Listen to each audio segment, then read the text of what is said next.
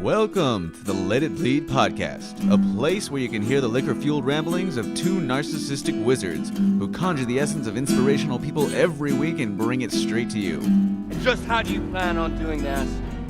Magic. Motherfucker. And now for the wizards themselves, David Amaya and Phil Arroyo.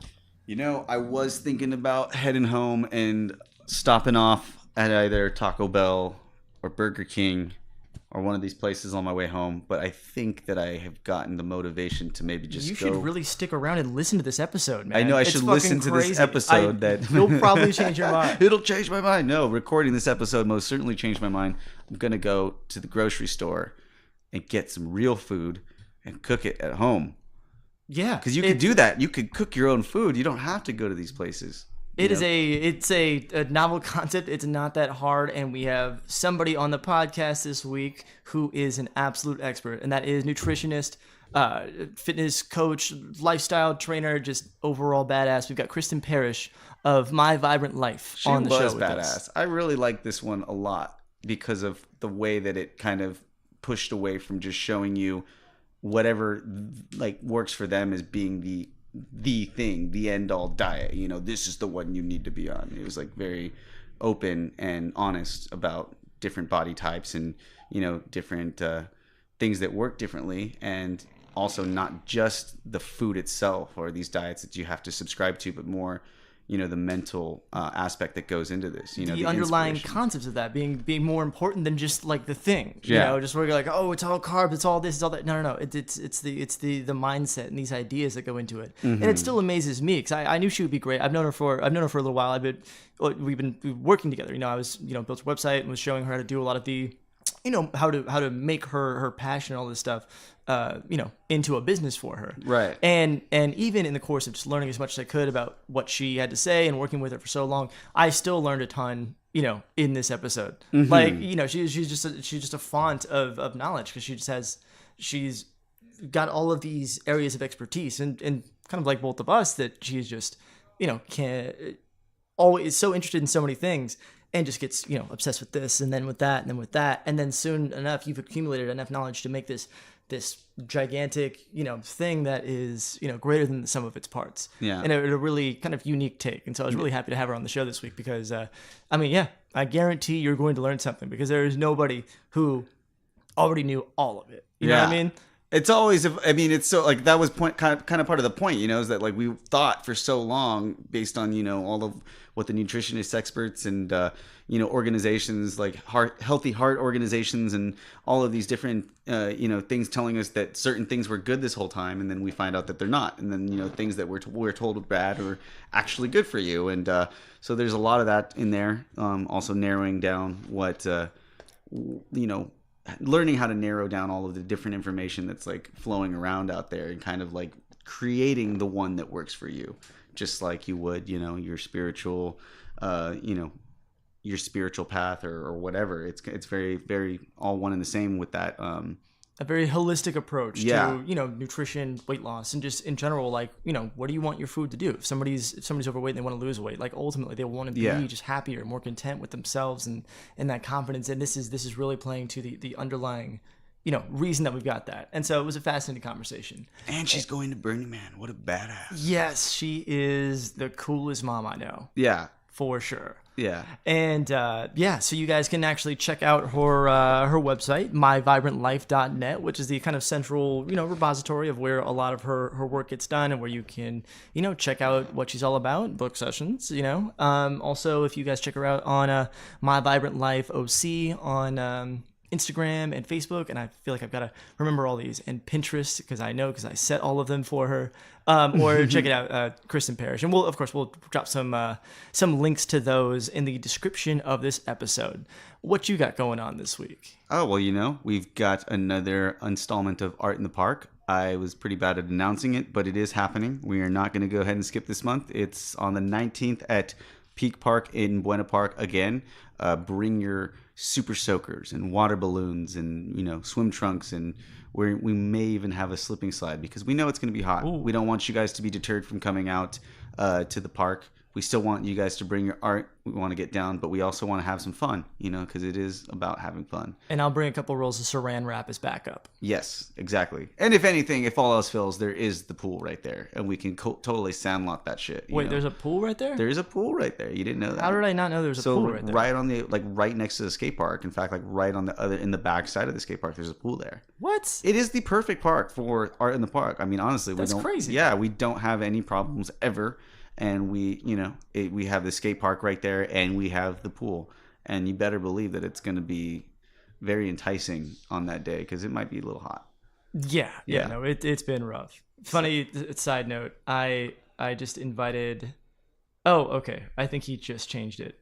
I was showing my dad how to use Slack, and I invited him to join the Slack channel that I set up, and he for sure put in his password as his username. And I just looked. I'm just like, what is that? Oh my god! Better go change all the other passwords. Hopefully, he's not one of those guys that does all the same password. Change it as I was telling that story, but that was just funny. That's funny. You know what's funnier is I have no idea what Slack is. So.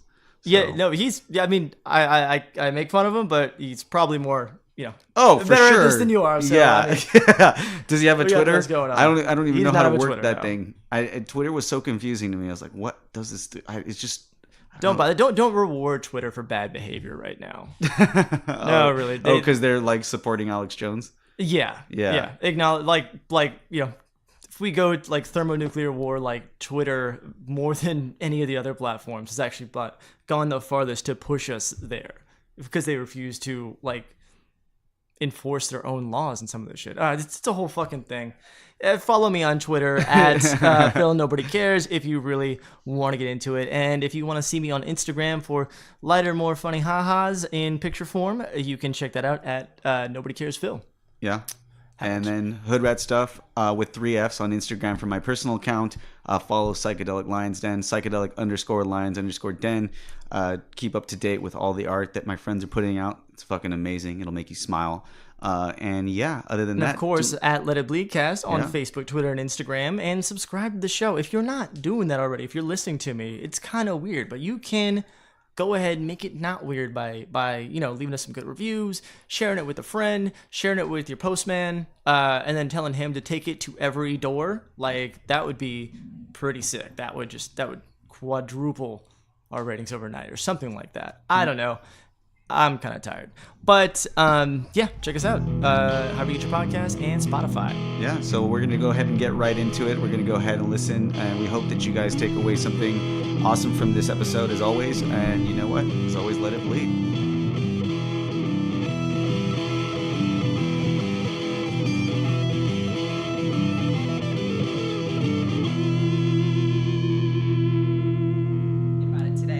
Kind of just crediting my mom for teaching me how to cook and grow food and bake, and I've just been into it in many different ways, whether that's been cooking or teaching or now I'm just coaching. Like I'm just focusing. Okay. Like you know, like I've had some trouble because there's all these different areas where I love. Like I'm into permaculture. I'm into you know, making food. I'm into teaching people how to make food. You know, I've done catering, but I like to do catering for very specific events, for, you know, wellness events or like festivals or things like that. Things that are like fun.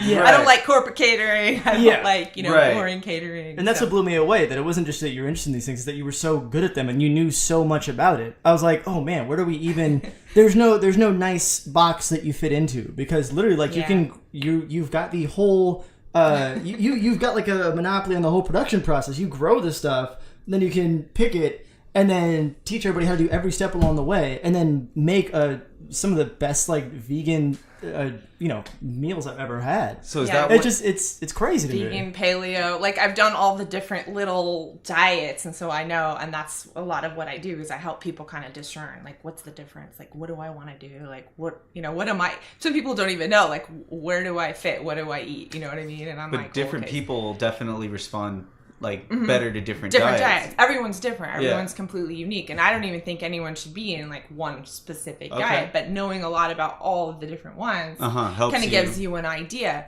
you create your own like custom to me. Yeah, I mean, it's kind of like my anything clients else. should create a custom like version of everybody needs diet. that individualized care Yeah. because you can't just Yeah. read something and say, oh, that applies directly to me. Yeah, or like, raw vegan is the best for everybody, or paleo is the works for everyone. It just doesn't work that way. And also, even one person in different parts of their life, they're going to have different needs. They're going to need different things developmentally, depending on if you're young or you're really active or you're getting older or you have kids, So that's a lot what I do. And I've really lately just really narrowed down like who I work with and what my programs are. And I'm really excited because I've been all over the place. Yeah. I've been like, oh, I want to do this, and I want to do that. And I have this product that I want to launch. And I have all these great ideas and I still just write them down. Mm-hmm. But I need a focus. So that's where I've come and I've put together this weight loss program because a lot of people are struggling with that issue. It's kind of one of the main issues that people are like, what do I do? And they try stuff and they try all these things. And I feel so bad because it's really just a simple underneath thing. Usually it's coming from inside. It's coming from not being emotionally happy or well or stressed. And a lot of people that are limiting themselves and stressing themselves out and overworking, sleeping. They're rewarding themselves with food. Yes, that's what I do. And that's why I call it Bliss Weightloss, because what I'm doing is you find the inner bliss, and then you're able to think more rationally about what you're putting into your body, and you're also. Another thing I was thinking about today, and I'm going to do a little live video about it, but it's less about exercise and working out and more about exhilarating activity. So I'm asking people, what do you love to do? What outdoor activities do you love? And a lot of people are like, not really. I like to be inside. I like to watch TV. What did you like when you were a kid? Right. You like to swim. You have to have fun. Yeah, and it's got to be fun because if you're going to the gym and you're just unless you're just a workout person, which I'm kind of lucky that way. I like to do everything except for Zumba. I'm not a big fan. But I'm a yoga teacher and I'm a personal trainer, but I just can't focus on that. I need the bigger picture. I want it to be all encompassing. And so, but I'm really working with people to say hey, what is something you're really going to love to do?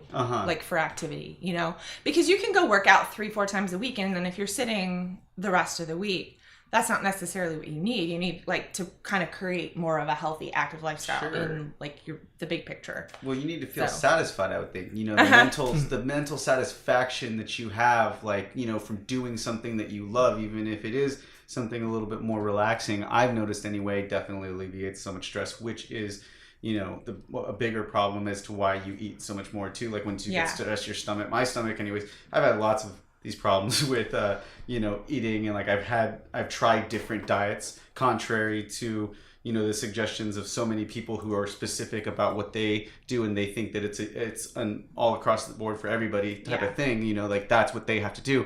And I like what you're saying, because it is kind of one of the first times I've really heard somebody who has some expertise in this area actually say something like that, because most people are always trying to promote or even sell you the diet that they're kind of working toward. And I was the person before, so I know what it's like to be that person that liked working out, right? And so I feel there was a wall in between that side and my creative side, blocking me from being creative, because I didn't have the patience to stay. I needed to go outdoors, all this stuff, and then I kind of jumped over the wall but couldn't climb back over. And so now I'm over here and I'm I love creative things, but if I do take on all these projects and work myself up and don't finish them, I just start to stress myself out. But I'm so far removed from that just waking up and feeling like I want to work out. I have to have these stimulating activities that are physical. If we go, even just going to the beach and getting in the water and swimming around or something like that, or just small walks here and there, but it's got to be something fun and using your imagination, just going and doing a routine and working out. It's I'm sitting there, I'm thinking, why am I doing this? There's a Taco Bell down the street. I want bad food now because you're, and oh man, I love this, so where you're going with this, and so that's my whole little background. You have to want to be there. And that's why I was excited to bring her in, because I knew she was going to come in and validate a lot of the things that I've seen you learn over the past couple of years. Sitting here. Because nutrition and festivals and all of this stuff are well-trod topics on here. And so I said, what better thing to do than bringing an expert on the entire thing who's going to tell you at least bring some focus and some clarity to a lot of things that I think you've started to discover. So how strict are you with yourself, like when it comes to eating food? And For my own diet? What kind of diet? It really depends on if I'm traveling or not, and that's a big deal for me. And I love to travel. Like I'm, if I could just travel, that'd be great. But I want to help people and travel. Sure. Make money and travel so that I can the travel good more. news is people all around the world need to be healthy. That's right. And the good news is that we have computers and the internet and all of this stuff. And I'm fascinated. It's not my forte, but I'm fascinated by the fact that you can reach the world on the internet. You know what I mean? I love that idea. So, how strict am I? I am pretty strict at home, like paleo-ish. Okay. I mean, I love, a good craft beer, some wine. I love chocolate, and I'll make exceptions. I make exceptions for tacos often, or, I'll have like a gluten-free pizza. But for me, like, I was vegan for a really long time. And, like you were saying earlier, everybody knows exactly what everyone should be eating, and it becomes like a religion. Yes. They're just like, oh gosh, totally. I'm the judgment. My diet's right, and I'm over that. I think that one, if you're stressing yourself out about what to eat and what not to eat, and you're stressing everybody out around you, you're creating this like negative feeling, and that's not healthy for you. If you want to eat vegan, great. If you want to eat, this and that, great. I was, raw vegan, which is probably the most strict you can be for 7 years. I hosted potlucks. I was part of the community. Damn. And even then I was like, these people are pretty fanatical about their food. But I was just like, I love my community. So. But how difficult was that? Because I constantly think about it where I'm like, that really, like for me, like I always say, if I really wanted to get back into working out or doing all of this stuff I used to do, I could do it, but I do know the discipline it requires, which would definitely take away my mental energy for anything else. And so I figure focusing on staying vegan for me would be that would be all I do, all day. That was all I did. All day. I mean, I had young kids at the time, but I was home and I spent all my days making amazing, and I'm very creative, and food is my art, I guess you would say. So I'm very creative. So that was a challenge for me. That's even why I got into raw food. I was like, how would you make these alternatives to food, raw vegan, without any, using coconut cream, or I used to make these flax almond meal breads and just all this crazy stuff, zucchini noodles with, I made amazing alternative food. However, it was a discipline, it was full time, it was, all encompassing, and I don't necessarily think it's always the healthiest way. It's a super great detox diet, but people don't always thrive on it. I mean, we need variation. I mean, we are kind of omnivores. I mean, you can be a vegetarian, you can be a vegan even, but you need to understand that there's certain things you're not getting that you gotta vary your diet a little bit. My understanding of it always has been, just the wider variety of food that you have, the better off you are. Yeah. And our that's one thing that a lot of our foods are kind of nutrient lacking. So that's a lot of what I'm whatever diet you're on, make sure you're picking foods that have a variety of nutrients in them. Nutrient dense foods, I guess they call it. But I always say nobody's gonna work out if they don't want to work out. They got to find something they enjoy. And same with food. If you don't like kale, don't force yourself to eat kale. Yeah. Then, 2 days later, you're going to have a chocolate donut and be like, well, I've been suffering with this kale. It's that doesn't help. If you like broccoli, great. If you eat what you love, try to get the most nutritious food. And that's it. So how strict am I? I don't eat a lot of, I'm fine that I can't really eat gluten or whatever. It just doesn't work. My digestive system doesn't work. So I eat kind of paleo-ish, but not strict. And when I'm traveling, I went to Ireland and I had to try the scones, or I can't remember what I ate in Colombia, but I know that it wasn't a normal part of my diet. It was amazing, really good food. And I try to eat as less processed as possible. I like to cook at home because I enjoy doing it. I make my kids cook too. And they have to, each time they're with me, they have to cook a meal each. And I teach them how to make stuff. And I figure, hey, if they never do it again, fine. But they have that information if they ever want to cook a meal for their friends, you know, in college or. You know, I mean, it's an invaluable skill that like I'm realizing later in life because I never had it. Yeah. I never I learned was how to taught cook to eggs. cook. I could do that. I could fry some eggs up and I stuff. could barely do that. Like I had to YouTube a thing or two, like before I got into that. I mean, Yeah. my family had to like buy a restaurant before I actually learned how to cook anything or use a Right. stove or even Yeah. turn it on. Yeah. And you know, that's a like you're setting them up for good stuff because you know you get to this age and you're just like, oh god, I can't eat Pop-Tarts 3 meals a day. Like I'm going to die. So you know, top ramen. yeah, It's like exactly. typical Kind college of food. going with what she was saying too, like, you know, there's certain things I think doing anything for me with my brain like all the time is not that great. So there's obviously different ways that are still better like than eating junk food that I could like just methodically switch this up and so that I'm like, you know, doing something different but it's still good for you. Because Yeah. like I tried and it was very successful. I would say that this is probably I guess it was more on the paleo side. Before I even really knew that was a thing, I just literally said, I'm going to cut out bread and just Yeah. stop eating bread, anything that has to do with bread, any grains, you know, and just stop doing that. And it's so funny to me because I used to give so much shit when I worked in the restaurants to people that would come in and ask like what's gluten-free and if this was gluten-free and that was Yeah. gluten-free. It used to annoy me because it was like, well, first of all, you could tell some of them aren't really gluten intolerant, Right. and then they're just doing it because they heard somebody else say that, because they're asking me what has. I'm like, you would know more than me. I don't know. Like, you know, you should know if you're really gluten intolerant. You should know what you could eat. But then here I am later on, like preaching to people, like, dude, give up bread for just 2 weeks. Yeah. I'm telling you, it's gonna happen. And like, I lost like 30 pounds.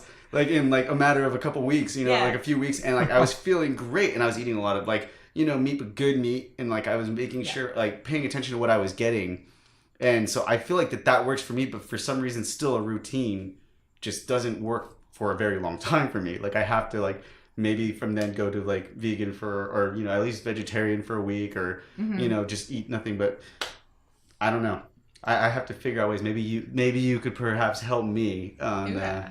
Well, it sounds like you know, you change it up here and there, which is totally normal. Like, especially, I think we tend to get into like foods that we kind of rely on, you know, and then you're like, I need a change, you know, I need to like change it up, and we're constantly developing and changing and moving. I just don't So, want to you know, change it's back like- to what I'm in right now, where it was Right. like Burger King yesterday, Taco Bell the day before, Oh. 6 slices of pizza today already. Like, you know, Jesus. Costco slices are 600 calories a slice, and I had 5 of them today. Oh. So, yeah. Yeah. That's I'm not gonna not pretend great. like that was exactly what I ate 2 days ago, so I can't even judge like I was about Yeah, to. and I mean it's just a reality of like we have so much stuff available to us, you know, and especially this stuff that's not as good. But I mean, there's also really cool things that I like to experience, you know. But you just kind of have to guide yourself. For me, I find a lot of inspiration just looking online and looking on Pinterest. But it's my like That's your field. thing, That's what you know. It's my yeah. I get all nerdy and like I'm like, today I made a coffee cake out of coconut flour and it was really good, you know. And my mom had made this one with,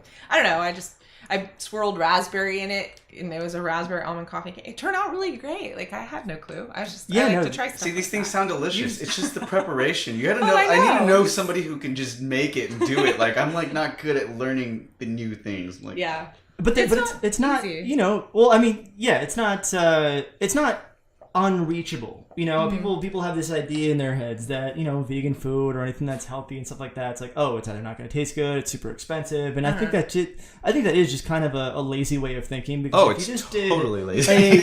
just a single Google search, you could find Yeah. tons of easy stuff. And even I'm still trying to untrain my brain from that a little bit too, because I'm still constantly like surprised. I'm just like, oh wow, that was like the best, you know, non-chicken chicken sandwich I've like ever eaten, and it was like this quick and it was cheap. I'm just Yeah. like, oh man, it's a choice to do that. It takes that effort, and I think a lot of people are just, they don't want to kind of experience that, you know. But Yeah. that's but I mean, some of us love that. Like some of us are really into that. So if we could just kind of like, you know, make something for people who aren't wanting to spend the time in the kitchen. But a lot of the things that I teach my clients, most of my clients aren't like chefs or really into this stuff. So super simple, like 5 to 10 minutes in the kitchen. You know what I Yeah. mean? My favorite breakfast is like some greens and some eggs and avocado. And Yeah. that's it. It's easy, it's healthy. And I'm good till like at least lunchtime, sometimes beyond, you know.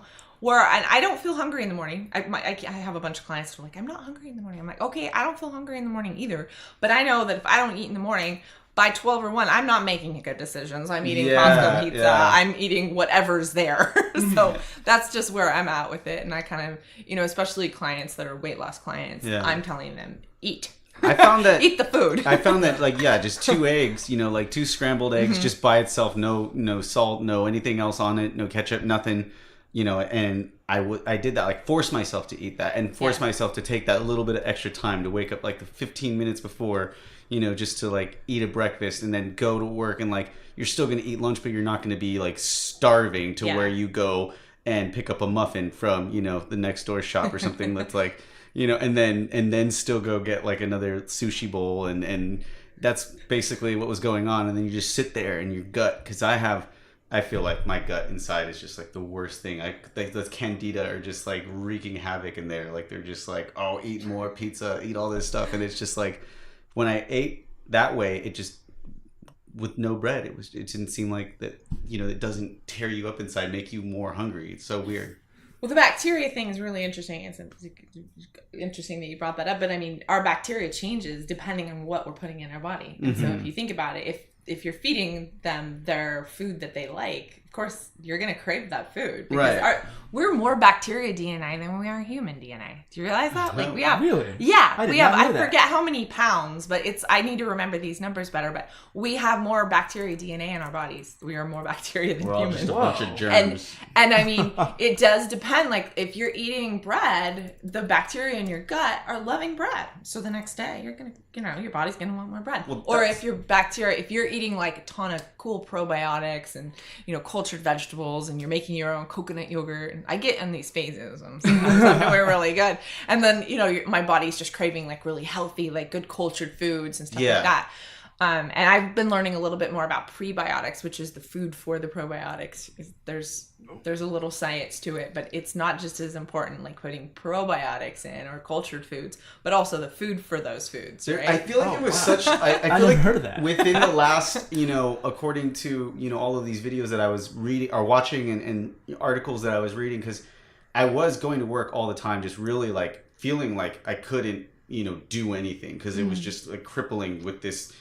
Like discomfort and like pain and sluggishness that this bacteria would be doing to me. And so I started reading. I don't even know how I got started getting these emails from somebody that like is a nutrition guru, and she was just like sending out all these articles. And so you read and watch all these videos, and you kind of see that a lot of them are trying to just sell you something, but you take away, sometimes you have to wait really long for them to get to the point, or what, 6 foods that you should never eat. And like, those sort of articles, or he's like, the food that they told you was bad, but really is what you should be having. And you're like, what? Like, oh my God, this is bad for you? Like bread? What? Like, oh, it's sugar this whole time. You mean cholesterol is good for you? Like, I'm supposed to be doing all of these different things that they told us forever. Like, this is what you shouldn't be doing, and you should be at least eating this much bread, all that stuff. And you start to narrow down, like, because a lot of them have, things that contradict each other, but they all kind of have similar points. And that's what, like, I was like, whoa, I should have like taken a college course on this or something, because that's basically what I was doing every single day, coming to work, not doing my job, just like reading these things. And but it got me on that routine. It got me to build my own routine, as you were saying, like figuring out what works for me and what doesn't. And now I just got to get back on it. But I started to crave good food. Like it was weird. It was like, what? I crave vegetables right now? What's going on? Like, like just vegetables, no meat. Like the thought of a burger disgusted me. But now I'm back on the In-N-Out diet, so it's... Yeah. Well, it all comes in waves. Yeah. This is a tsunami, though. It's like, it's been like... I blame my birthday month.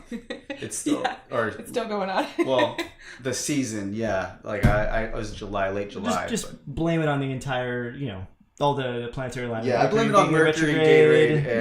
Gatorade, that's what my kids keep saying. Well, that's a lot of the reason I have the clients I do and other people do, because it's helping to provide some clarity and discernment in this world of like, eat this. No, that's bad. Now eat this, and even I am susceptible to that. I just got onto Dr. Gundry's thing, and he's like talking about lectins, and I'm like, tomatoes?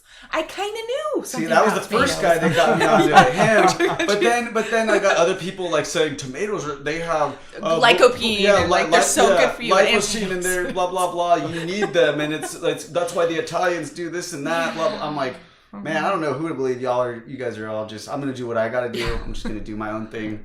And like when I want to, I'm gonna have tomatoes. And, I won't make it like a sole like thing of my food. I know and nuts. The other one that they said too. A lot of the nuts are lectins. Cashews, they're a legume. And well, also the mold that's on them is right. what the thing. Aflatoxins. Yeah. They say almonds are the only ones that you that are okay to eat every day. I think. Well, so are lectins good or bad things? Lectins are bad, basically. I'm gonna let you go ahead. It's like a blocker for digestion. Now, okay. I don't think you shouldn't eat any lectins, or it's kind of not possible. And that's actually another like theory of why gluten bothers people, is that it's not necessarily the gluten, it's the lectins in the grains. Whoa. And if you think about it, if you go back to our paleo ancestors, I'm sure they weren't eating the paleo food that we have available today, but they also weren't growing cereal grasses like wheat, corn, soy, barley, they also rye. said beans. And beans. They didn't have those foods. So I don't know that we've adapted that well to them. I don't know that it's a great food for us, but it's plentifully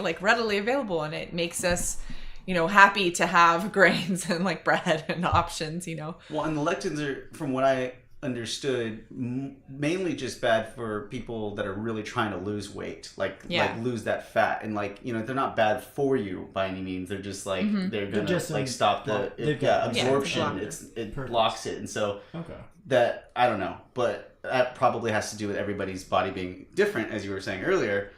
But then, of course, you can eat it if you buy the product that he sells. No. Exactly. But actually, that product is a prebiotic that feeds the good bacteria that helps bring everything down. We figured out the key ingredient to the strain that nobody else has, the patented ingredient. Well, what's funny is I've known about that. The one main ingredient that's the prebiotic, I've known about that ingredient for a long time, and I didn't realize it's something so simple and you can get it so inexpensively, but you put it together and you create a product and this whole marketing thing, and it's great because a lot of these people are providing free information, and I've learned a heck of a lot from these nutrition people, gurus, and all of this stuff that are providing, like, let's say 70-80% of their information. They're just throwing it out there, but of course they're looking to make some money. Looking to make some money too. But there's nothing wrong with that. Like that's how people can make a living. And it's just it's funny that you bring out these things exactly because some of them are better than others. I'll say that. Like some of them are just like they'll get you like, no, what I'm going to tell you in a second is this, but first, ask yourself this. Are you tired of feeling this way? Of coming to where like, yes, I am. I told you that from the beginning when I clicked the damn thing. Just get to the point. What 3 foods can't I have? And the picture's always different too. They show like what you should be eating. Well, it's like what you should be eating, and somebody's like eating like a full pizza. Like I'm like, I could eat pizza and still get like lose weight. What's going on? Like I'm trying to read this and it's totally different from what the picture suggests. So but, I mean, you realize it's kind of what we're doing here, so it's ironic to lambast that too. Oh, I know. Also, being in the middle of it. I'm learning all about how to do that for myself, but and I get that, but I mean, it's a great thing because there's so much information out there, but it is also overwhelming for some people who don't have the discernment. They're like, wait, what? Like, I just read this, now I read this, now I read that. You can read anything, People don't really want to research stuff. They want somebody to just tell them, like, and give them things, It's like, it should force people into really, like, researching a little bit. Like, I'm definitely guilty of being lazy as hell, and I still was able to do that, because it had to change. It had to. Like, I was just at work, like, sitting there, like, couldn't do anything, really. Just, my brain was, damn. I think that's a problem, is that there's a lot of, like, junk science too, and that people will take scientific papers that were published and just cherry pick kind of the details that they want and try to use that to make a quote unquote original take when that's not really the case. And so it kind of is on a lot of people to just be discerning about where they get their information from and just see, like, is this a like a reputable source? Just kind of do some cursory examination. I think just a little bit of that is there, but a shocking amount of people just go with it. I see that all the time. People who are just like, oh, this one thing contradicts everything everybody else said, but it validates like what I was already feeling, so that's what I'm going with. Share to Facebook. I'm like, no, what? It's like, It's true. It's always it's usually in the context of like, do people who sleep in till 2 p.m. are they actually smarter? Yes, they are. I'm just like, and they'll share. I'd be like, see, told you guys. I'm like, no, don't. Oh, that's not how it goes. Well, I agree with you on like kind of fact checking and checking in to like it yourself, but also just checking in, especially with regard to like nutrition and fitness. I guess I don't know enough about everything else, but I mean, definitely like checking in with your intuition and how you're feeling and like, yes, connecting to, because there's all this information. It's like, and there is accurate facts that you can check and you can kind of put that together with what works for you, because there's, like I said, there's so many like different people, and most people that are sick are also unhappy and miserable. Yes. And that's why it's, it's totally I focus true. on mind body, because it's like you can do any diet you want. Yeah. Right? You can do any fitness program you want, and you're either going to gain the weight back or whatever the health benefits you had, or it's not going to work if you're emotionally not handling your emotions and giving yourself enough downtime and self-care. And we are an overworked society. So in order to balance that, we've got adventure and travel and festivals and fun, and there's so much else, so much other stuff in the world. And I on one hand I was like totally overworked, and I had 5 kids and I had a business, and I was like doing all this stuff for so many years, and I didn't take time for myself. Right? So the last few years I've been counterbalancing that all and just traveling and doing all this fun stuff and going to festivals. And people need to do that. It's never too late to do that. People, that's what happens in our society. Not, along with being overworked, that's just kind of the thing that people fall into. It's like, well, we have the kids, we're going to take them a couple couple times to Disney World, we're going to say that that's our vacation, and we're going to come home and watch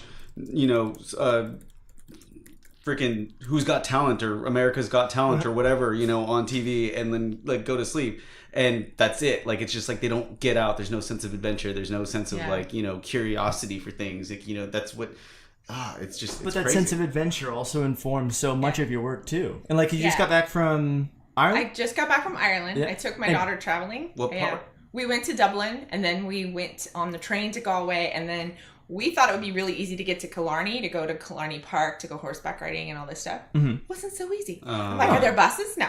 Are there trains that go there? No. Or, like the cab was like $350 or something like that. Okay. But I put my daughter in charge. She's 16. I'm like, hey, you're in charge. You want to do this horseback riding thing? Figure it out. So we ended up like going on a train like all over, like a tour of Ireland, like the whole day on the train. But we made it. That's awesome. And it was beautiful. Ireland is probably my favorite country that I've ever been to. And I spent my 25th birthday there, and I was actually in Dublin when I turned 25, and then like partied and left on a bus to Belfast that morning, like super early in the morning, and basically got like molested by some like 70-year-old Irishman on the bus that smelled like cigar really bad. It was like a Euro trip scenario. Like when you watch that movie, you're really selling this favorite country in the world thing here. Well, that was the best part of it all. No, I'm just kidding. Okay. But no, the best part was actually like, well, Dublin is amazing. The people, the culture, the bar, the pub scene is way cooler than anything over here. Like just the way how simple it is. People sing and get involved, and like it's awesome. Folk, like Irish folk music. It was really, really cool, and just humble people. I love that aspect of it. And then when you go up to the north, we actually only just basically stayed, laid our bags in Belfast, and then we took another bus from there as soon as we got there early in the morning up to the Giant's Causeway in the north, and in like saw some Viking Castle. We went to like the boat, and also I was like at the Jameson Distillery and the Bushmills Distillery, which is like you end up visiting all of these places that you didn't intend to, like for alcohol, places like beer places, and you're like, oh cool, I'm here. Like this is where I'm at. But anyways, that was like I've only ever spent a day in Ireland, but I was humbled by how I thought I understood Irish people. And then I got there, I'm just like, oh shit, I don't know what any of you were saying. This is like a whole other language. It was another culture shock, it's for almost sure. Very difficult to understand what they're saying. The same language, totally different. I was like, I thought it was. I'm sorry, can you repeat that? Well, okay, so one of the things that really shook me in a good way was that I was like trying to find my way to the Guinness storehouse. That was in Dublin. So I was trying to find my way there, and it's really simple. I mean, Dublin's pretty small, and it's like only one tram that takes you around, but I didn't really know where I was going, this guy that looked like Peter Griffin's dad on Family Guy just looked like he was just going to curse me in every which way. He was just like, he looked like he was just so angry.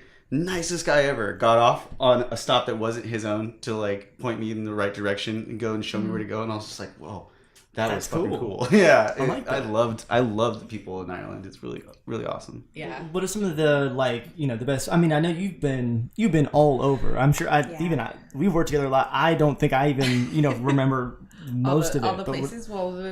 Another recent one was Colombia, which everybody, had these stereotypical ideas of what I was going to find in Colombia. But, it's completely different than what you would think. Yeah. I'm sure there is all that too. But, just such beautiful nature and beautiful food and really, really friendly people. I guess I expected everybody to be like, like on the... What is that Netflix show about Pablo Escobar? Narcos. Narcos or something. But no, like everybody was super sweet. And you go like order food at a restaurant and, like these older ladies would come and bring you just this whole, you'd order one thing. Like, I just want a piece of chicken, right? They bring you the soup. They bring you the, all the whole thing. So yeah, that was when I was just like, okay, I'm just eating whatever. Did you go to Medellin? But I went to Medellin. I went to Santa Marta, and that was really a beautiful part. And then just kind of cruised around up there around Santa Marta. There was some other like little surf destinations. Didn't work out as well for surfing as I would have hoped because it's just not as popular as, let's say, Costa Rica, or I've been in Nicaragua too. Like, so there was like no boards. So we ended up riding. I ended up riding a basically like a windsurfing thing without the windsurfing thing. What? And it was just very awkward. Yeah. And the thing's like 300 pounds, like dragging it back on the beach. Ooh. I had to like let it go in the water and just pull it along. Yeah, those things are giant. Yeah. Oh my God. It was crazy. So I didn't get a lot of waves with that thing, but it was beautiful wave. Super, super beautiful there. Yeah, and then we found like a surf hostel, which was on not a very good wave, but they had surfboards. So that's good. So it was good. But yeah, Colombia, I've been to Africa, which is amazing, and I really want to go back. But, right now I'm finding that balance. So like the counterbalance that I've been doing with like, I'm going here and I'm going there and I'm doing this and I'm doing that. It's coming to like a halt. Like I find myself really enjoying my work now too. And like staying still sometimes, being with my kids and kind of having like this home set point. And then I still absolutely love to travel. I'm not. But you're never bored. Yeah, I don't get bored. I do stuff. I mine before Burning Man, which I'm doing for my 41st birthday. And yes, I'm totally happy to say, hey, I'm 41 because I'm still having a freaking fun time. And I love this age. Because you're old enough to know yourself and to know what you want and, to have all these wonderful like experiences. You're still young enough to apply them and like enjoy it. And you've been there before, stuff. Right? Burning Man, no. This is my first time. Shit. I've been to other like Lightning Bottle and Genius Loki in Mexico. It's one of my fun. But you've never done anything until you've done Burning Man. And I'm like, yeah, I know. That's the consensus amongst every person who's ever been to Burning Man. Yeah, and you don't know anything. I had one mom. I said, I'm still feeling a little bit guilty because my kids go back to school at the same time, and I'm feeling really guilty. And she said, "You're gonna come back a better mom," and that was the first I'd heard about that. I'm like, how's this gonna make me a better mom? I'm like, okay, fine. But all my kids seem to be pretty like chill. They're not like mad at me that I'm leaving or going to Burning Man. I told them it's my birthday trip. Like you just have to understand. When's your birthday? My birthday's September 1st. So I'm super excited. I got a Kodiak tent, which is like this giant badass canvas, like beautiful tent that can handle the heat, Burning Man, but it can also do like snow and rain because I love to camp. Oh, that's so this perfect. tent is in my backyard, and I've slept in it. I think it's a scam that I got into. The Kodiak's the North Face thing. I bought it was like one of those tents that's like big, supposed to do all those things. It was like 96% off, and like I ended up paying for it, but like we'll see if they actually send it to me because it was like from I don't even know who to reach to get it. But anyway, sorry. Yeah. Somebody needs to like take control of your credit card. You do not make the decisions financially ever. Yeah. I don't think I should make decisions. I have to take the Amazon Instant thing off because like the one button. Oh yeah, that sounds dangerous. No, I'm not putting that on. You're like you have a night where you're like out with friends drinking, and all of a sudden the next morning you're like, wait, what is on my front door? Like, I bought a whatever. But the Kodiak tent I can vouch for. It's beautiful. It's in my backyard right now. I got it set up. It's like this beautiful quality, and I've been sleeping in it. Nice. I gotta take it down because it's gonna kill my grass. Anyway, so, yeah, I'm super excited about Burning Man. And Are you going with the camp or are you going? I actually am. Yeah, I actually am. So it's like the OC group, and they're gonna let me kind of like camp on the outside. I think they're kind of full, but yeah, I'm gonna just like kind of be there. Did you guys like do any fundraisers or anything recently? I didn't.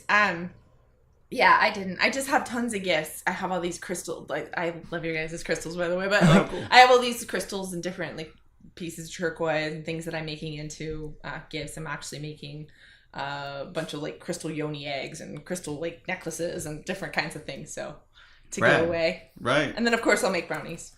Cool. Activated ones and non-activated ones, and I really do like the culture and seeing how, because even down here, there's so many different camps and groups going that a lot of these people obviously met each other there, and within the few years that they've been going, they've like formed these camps that they throw fundraisers for in these events. It's just really cool seeing, because I've gone to a few of them in the past couple of weeks. You know, people are just all getting ready. They're all kind of like at their Facebook timeline just full of like, Burning Man fundraiser party. Yeah, everything's Burning Man party, and it's just like, because I mean, I'm in the same boat as you, where I've gone to pretty much. I mean, I've gone to all the other major festivals on the West Coast, and you know, just I know that I could do it. I just haven't really gotten there yet, and I keep telling myself next year. It obviously was because of money and time. Like, it's just getting a ticket's not easy. I tried the last 3 years, and you need to go with like at least a couple grand, you know, if you want to do it right. You know, like the ticket's gonna cost you the better part of $1,000 anyway if you're lucky enough to get one. Car pass, and all of that stuff, and the gas there, and you know, gotta have everything. You gotta deck out your bike, and the preparation for a full week of that, and like just getting everything ready. Water, if you didn't already have it, like. Alcohol. It's a giant thing. Yeah, and so I keep telling myself next year. It just hasn't happened yet. You know? But when I get there, I know that I'll come back and be like, you haven't done anything unless you've been to Burning Man. Some people get like really, really, really into it. But I've been very impressed, like with people. I've been going to some events and they just welcome you with open arms. And anywhere you go, you're gonna have good and bad anyways, or at least you know some stuff that's unfavorable. You can't really escape that kind of like mentality from any group where there's going to be people that just don't like newcomers or change or anything. They're just like, nah, like, you know, they're just too strict. They take themselves way too seriously. But as long as you don't, then that's all that matters. Yeah, that's for sure. Seems right to me. It's good to have an open mind. Yeah. I mean, your beliefs, like, I don't know how many times my beliefs, like, been blown out, like, you know, like, whoa, I totally thought things were this way, you know? Yeah. It's like, I think I've started just going, I'm like, I believe things, but I don't hold them like super tight anymore. I am prepared to have my mind blown at any moment. Never get too like, you know, rigid in anything is what I have come to be like. The more I see, the less I know, the more I just like to, you know, just think, yeah, you're right. Well, why not? I always say, why not now? Like, why not? Like, I don't know. Yeah, no, I think certainty kind of is the enemy here, and a lot of you know, a lot of these festivals and stuff like that. These kind of ideas, they're so good at challenging any kind of preconceived notion. And I think like the last one that I think where I'm like could really be like another life changing one, because you know you go to enough of them, you're like, okay, like you get it, you know, but it's not always as profound as like the first one. But I feel like Burning Man, that one at least being the, you know, the mecca of it all, might be like the one. And just it is so much more difficult to get to. So much work gets put into it. But I've got to imagine that like that gets returned tenfold. So I'm super excited for you.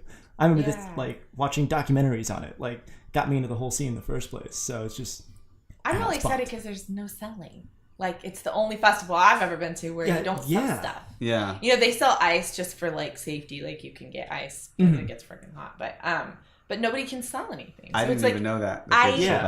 I don't even know how people go like a week and they're not buying or selling anything. Like, that's something different. I for do our that society. at festivals though. I don't. Every other festival I go to, it's not a whole week long. Well, in fact, I ordered Eclipse. I did get really drunk one day and came back and like ordered. And they were only selling them by the slice. I ordered like 42 slices of pizza, and they were like $5 a piece or something like that. I just was like, I brought them back for everybody else. That was all I bought there though. And so like, and at Desert Hearts, all these other festivals, it took all of 5 minutes for you to come up with another example of why I should take your credit card away. Exactly. Like, totally. I think I'm agreeing with y'all at this point. Totally.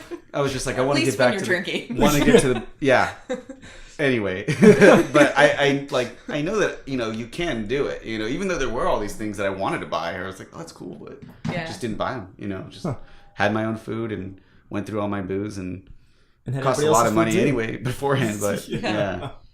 Yeah, Oh, man. I know. There's not even bartering. You can't even barter at Burning At Man. Burning? No You Burning. can't? No, it's just gifting. Just gifting. Oh, and I'm wow. like coming with all these gifts, and I'm like, everything will be. So what would happen? thought I it was a wonder barter if like they system. said like I thought it was like a barter system. I like what would happen if somebody was walking by and like they saw you bartering? Would they like stop and like just gotta get out of here? I don't know if there's There's- people that are Right. watching out for that, but I know they have the MOOP, like people that watch out for matter like things that are not supposed to be there, like if you have trash or Oh yeah. even with your water, if you have like a camp shower, you have to have a thing to put your water in because the playa can't handle a bunch of water. Yeah, So your cars will if sink in everybody's- there. Yeah, And everything. and then plus like the soap and stuff's not good for the dirt. But yeah, it's cool that you're like honestly leaving no trace. Leaving no trace, yeah. They don't want anyone to leave no trace. So that's like to me that's another cool like part of it. I'm all about trying to get the waste down. I'm telling people Such like an get yourself, if you unfortunate- like yeah. straws, get yourself one of those reusable ones. Like we don't need straws. Yeah, It's I just don't. so much trash. In a restaurant, I never. The only time I have a straw is if like they give me a to-go cup or something. Yeah. Which I mean, obviously I could do better in not needing that and like working my way up to that. But it's been forever since I like actually drank out of a straw in a restaurant. Like when I'm Yeah. sitting down, like there's a glass. Like I'm gonna drink out of the glass. Like why? I don't know. Yeah, it's like not something we need. I think it's just some of our like just comforts of our society are something that we can actually think about and make a difference on the environment. You know what I mean? It's like we're just used to these things and then rethinking them a little bit. I was just learning about toothbrushes and lighters and different things that are like they never really biodegrade. Like Yeah. imagine how many there are. So I'm just kind of like And there are other rethinking these solutions. things. And the problem is that, Yeah. like, I've recently kind of turned into this idea that, like, recycling has been kind of a propaganda campaign because it wasn't always on us to, like, recycle things, stuff like that. Like, they would just last longer. Like, you would buy a thing. Like, you would buy a water bottle, and that would be your bottle. Or you would get, like, the glass bottles of a soda.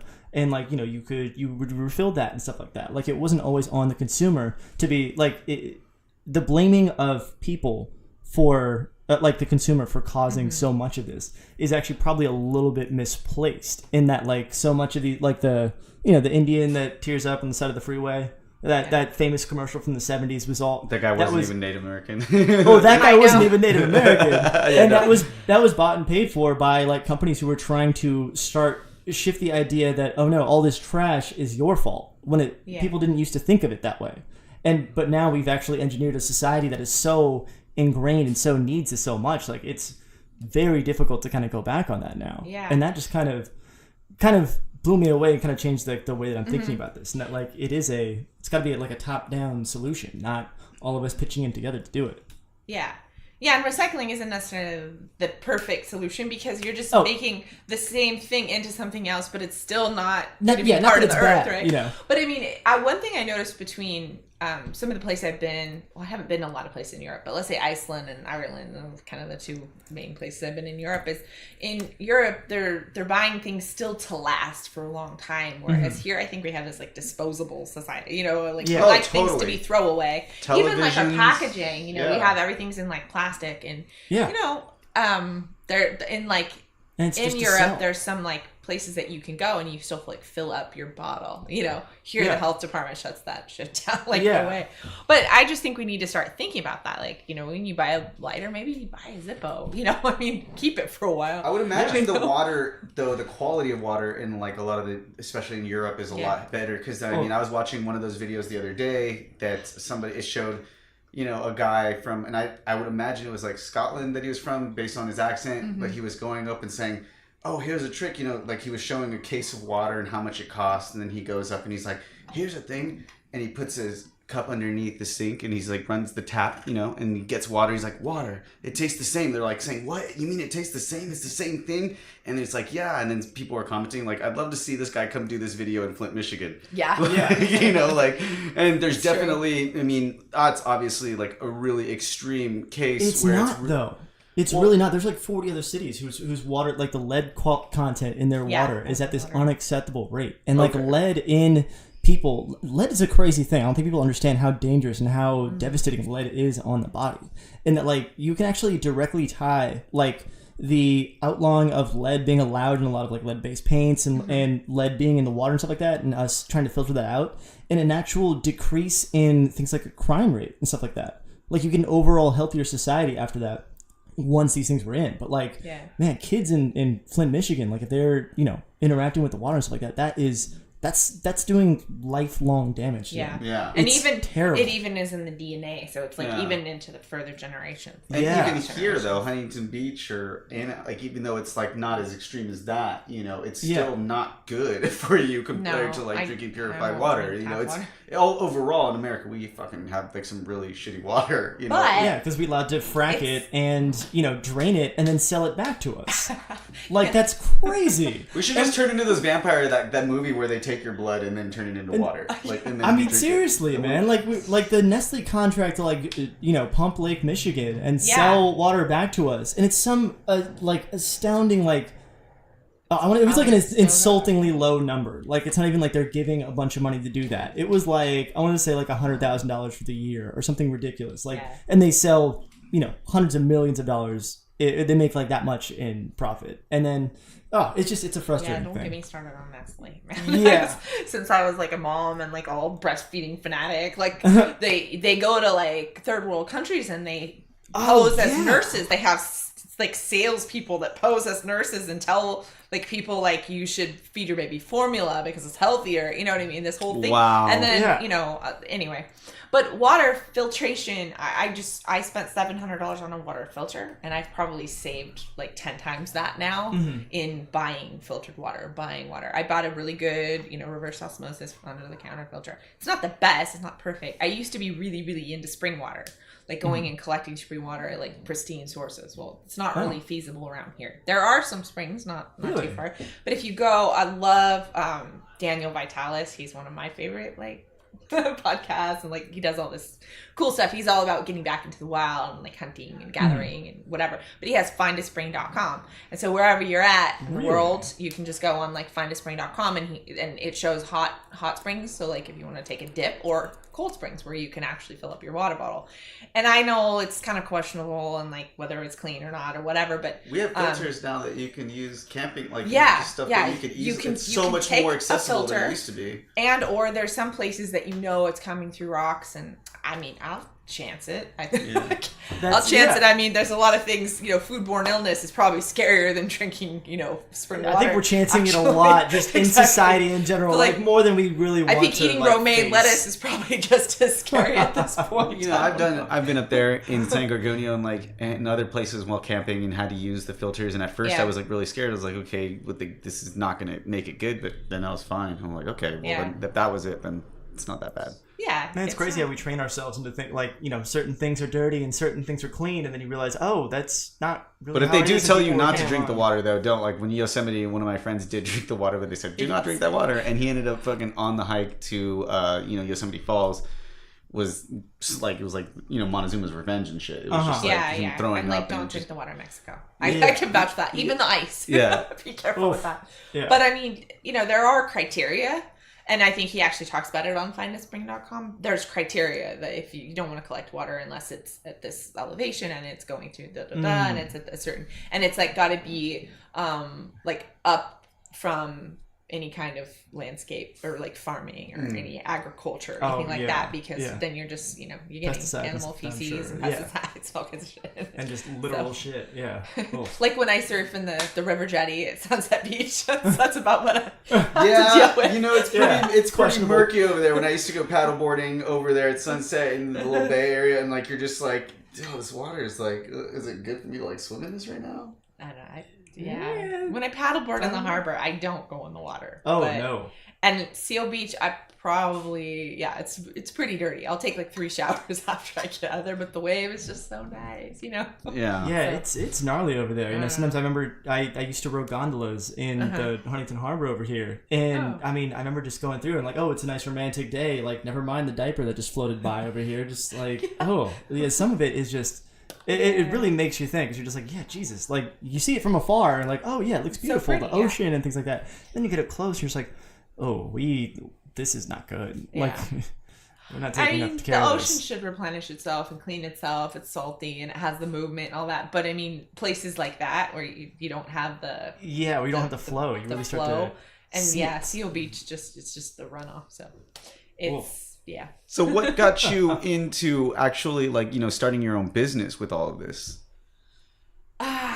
Let's see. Like when did that click for you? One, I've always been like very much into business, and I owned a business with my ex-husband, so I loved that part. You're a Virgo, right? Yeah, I'm a Virgo, and I love business. I've always loved business. Actually, I wrote a paper when I was 16. I graduated early, and I got a scholarship because I said I wanted to have a business that's going to create safe, fun places for teenagers. Because at the time, I felt like there's nothing cool for teenagers to do that we feel like this is so exciting. So I go back to that, and I'm like, wow, I've wanted to do the kind of things I'm doing, maybe a little different from way back. Yeah. But let's see. So when my kids were young, I started having those potlucks and hosting potlucks, and I would do actually some like talks and teach people how to do things, and I was kind of like a community host, this like kind of thing. And I actually started catering at that time. Like I just started doing like these little pop-up events that would happen in the community. I did like a longevity thing and a raw food thing, and different little events like that. And I've always I do the herbal symposium. I've always done these like small little events that are kind of in my genre. And I just do cool food for them, and it's fun. I love that because I'm really social. Sure. And then let's see, I've had several jobs as chefs, and it's great, but it's not like I get to, for me, it's not fun if I don't get to be creative. And even doing meal plans, which I was doing for a while with people that are like, we want healthy food, but we don't really want to make it. So I was doing that for them, and I'm like, Matt, no, you need to learn how to make it. One. And two, you get in like a rut where they're like, they only like these things, but I like to be creative. So food really for me, it's now gotten to be an art or a hobby. I don't really want to do it commercially, honestly. Some snacks, yes, but so I started health coaching a few years ago, and honestly, I've been health coaching for years just for free with all my friends. People call me, they're like, well, my kid has a skin rash, like what should I put on it, or these kind of things. I've always just been kind of like a healer, let's say. Because you ultimately want to make it better for people and spread the information, but you also should be able to get paid for and I never really kind of figured out how to get paid the way like you kind of need to in order to support this whole thing. But I actually just did this whole business coaching thing, which was amazing. This woman is like, she just teaches this whole system. If you're a coach, this works. She's like, it doesn't work to do like by the hour. It doesn't work to do one-on-one. It works to do these programs. And like, I've just kind of figured this out. And I already had the Bliss weight loss program. I already had that going, and was kind of like, selling it. It's like a 30-day program, whatever. And then learning what I learned from her, I put together Mind Body Balance, which is like a whole nother, it's like a step up from that, where it's not just weight loss. It's like, you just want to get healthy. You want to start living vibrantly. You want to start living your passion. Like that's the big program. Yeah. It's like going inside to figure out how to get fit, how to get healthy, how to share that with other people. And to stay that way. And to like live that way, and to live that way happily, where you're not like suffering. So that's my big program right now. Awesome. And eventually I can see how this is going. I'm already like kind of coaching other coaches. And so I'm going to put together a program. You're just like going through any of the doors that open up, and that's good. You're seizing the opportunities as they come. Yeah. And that's awesome. And I have a lot of friends that are health coaches or into nutrition or chefs or whatever. And they're kind of, it's helping to be able to show them some of the things I've learned. Right. And that's kind of like, I think my next program, cool. is kind of helping other health coaches. It's beautiful. So. The story of you kind of just discovering it, the way that you're explaining people should discover their own, their own diet, and the way that people should kind of discover their own, spiritual path or whatever is much like what you figured out. You knew what you were good at, and you knew what you liked, and you've kind of just been jumping on all these little opportunities that will present themselves from the time that you manifested it, even if you thought that you forgot about it. Just as I say all the time, with what I'm doing right now, the same thing. It was like a long time ago I had said, and I had declared that I was going to be doing this, and then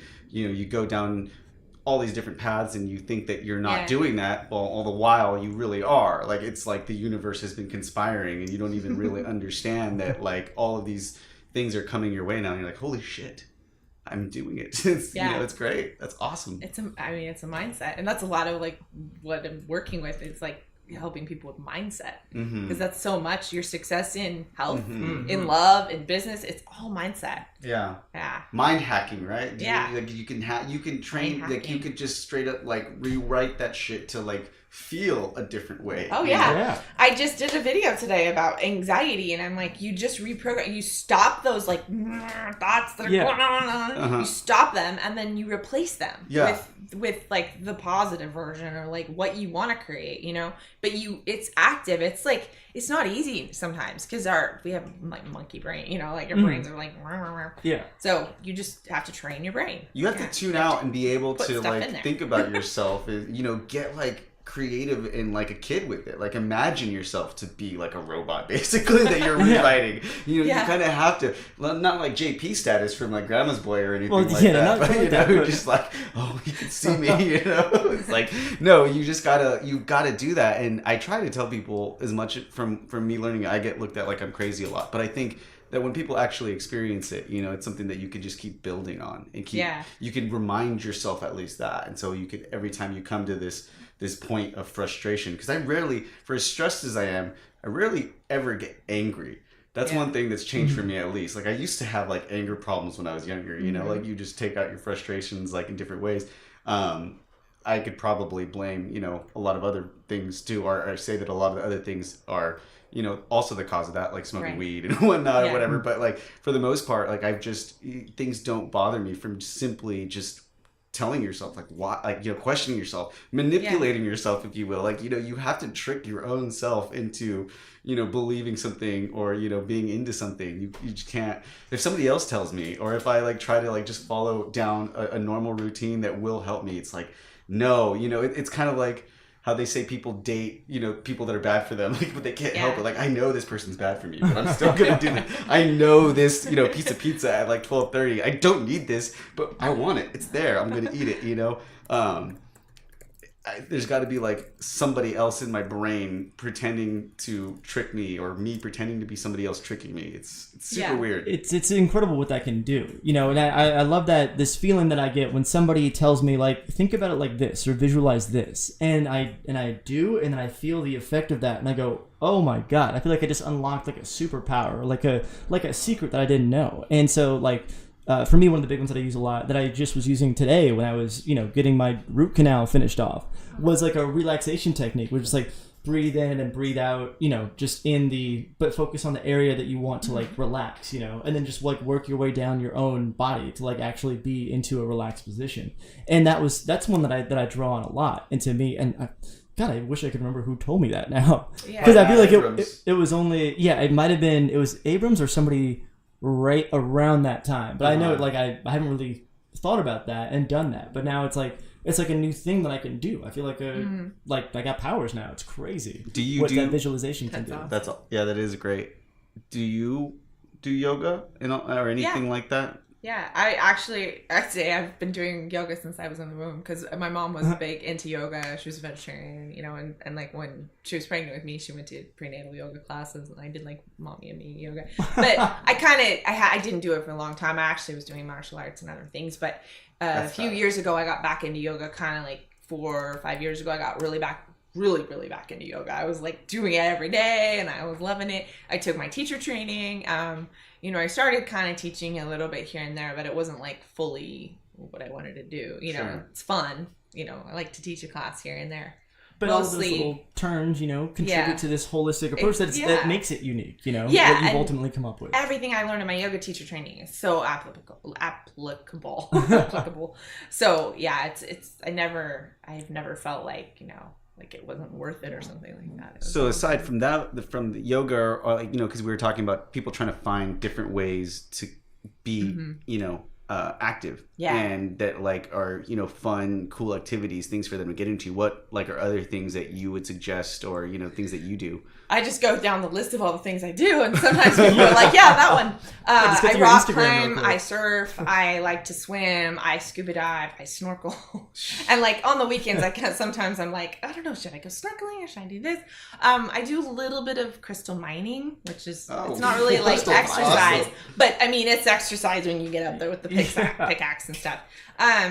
So what else? And then yoga, and then, you know, I'll actually traditionally work out just because I like it. But I've done martial arts, jiu-jitsu and Krav Maga, which is a very military kind of, you know, the martial Israeli- arts. I just heard about that. Like, 'cause my cousin was doing it. It's like, great. It's Krav Maga's really great intense. It's for like- self-defense Yeah. and exercise, like 100%. It's not as artful as some of the other martial arts, but it's like very tactical. What is Yeah, it? very What's the word I'm practical. looking for? It's useful. It's very It's like okay, functional. like It's functional. functional. martial Thank arts. you. Oh my god, that Definitely was the functional. word. Yeah.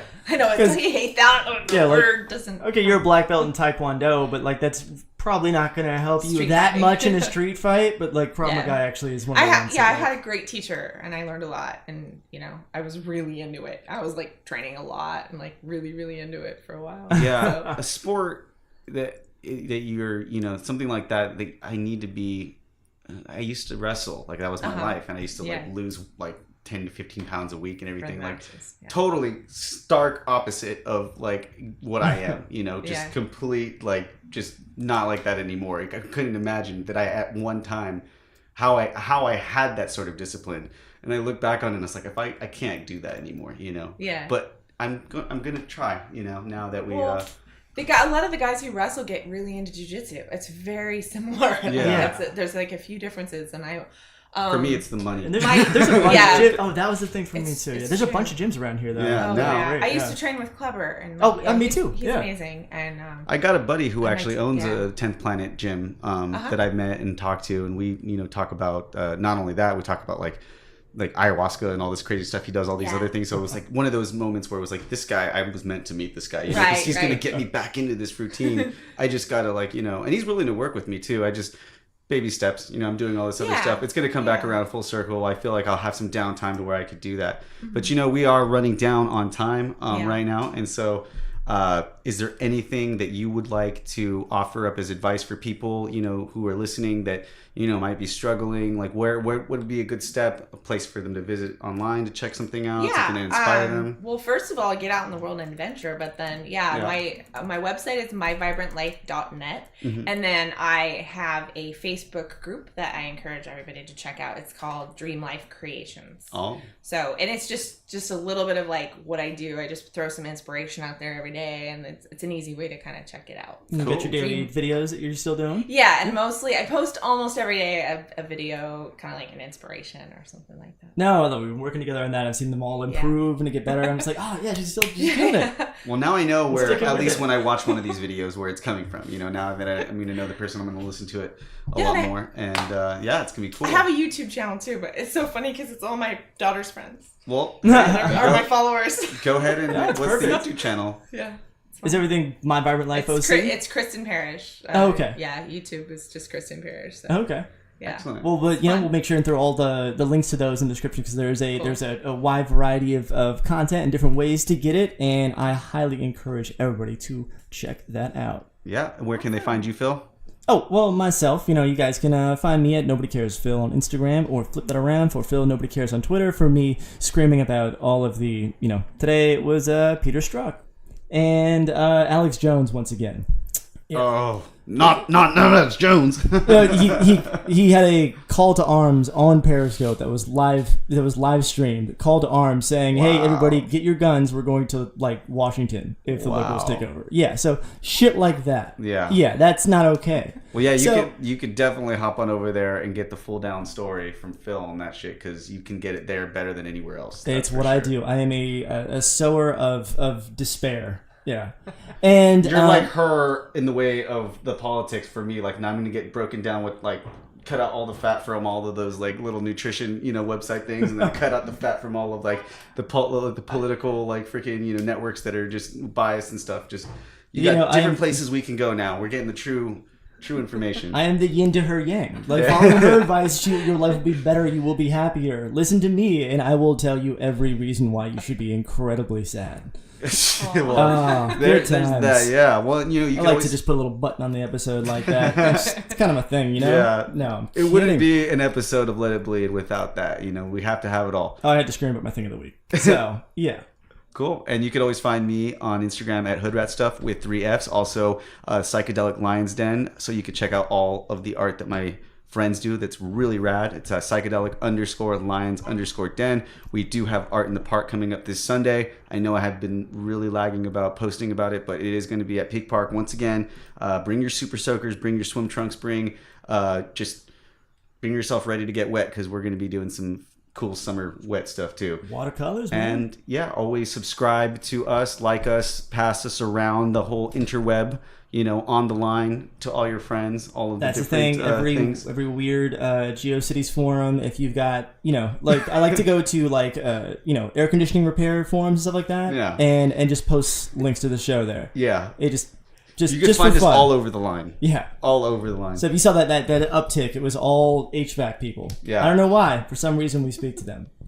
So, you know, thank you for coming on the show once again. Thank you guys I for learned a having lot, me. and This is fun. I'm glad. Yeah, this is totally fun, and I hope that everybody else out there learned something. And you know what? Thanks for tuning in. As always, let it bleed.